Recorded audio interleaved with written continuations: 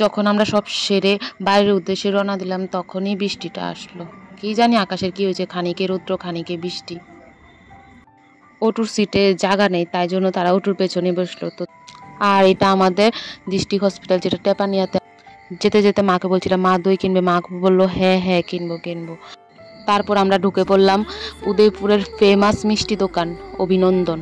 এটা সবাই জানে, মোটামুটি সবাই জানে অভিনন্দনের দই মিষ্টি খেতে কেমন। আর এই মিষ্টি দোকানটি গোকুলপুর বাজারের মধ্যে। আর যারা মিষ্টি খেতে ভালোবাসে তারা দেখে জানি তাদের মনটা মিষ্টি মিষ্টি করছে, আমি জানি। আর কার কার মিষ্টি খেতে ভালো লাগে অবশ্যই কমেন্ট করে জানাবে। আর এখানে দেখছো দাদাটা ফিতুয়াগুলো কি সুন্দর প্যাকেট করে নিচ্ছে। এখন মা বিল করতে নিয়ে যাচ্ছে। আজকে সারাটা দিন পিসির বাড়িতে খেয়ে দিয়ে আনন্দ করে কাটিয়ে ফাইনালি বাড়ি চলে আসলাম। দেখতেই পাচ্ছ আমি কি খুশি। আর এখানে ফ্রেশ ট্রেশ হয়ে এসে পড়লাম আমি। এখন তোমাদের দইটা খেয়ে জানাবো কেমন খেতে।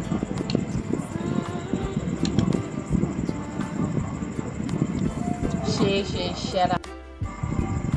এটাকে সাধারণত ত্রিপুরা ভাষায়, মানে ত্রিপুরাতে আমরা খিতুয়া বলে থাকি, তোমরা কি বলো কমেন্ট করবে।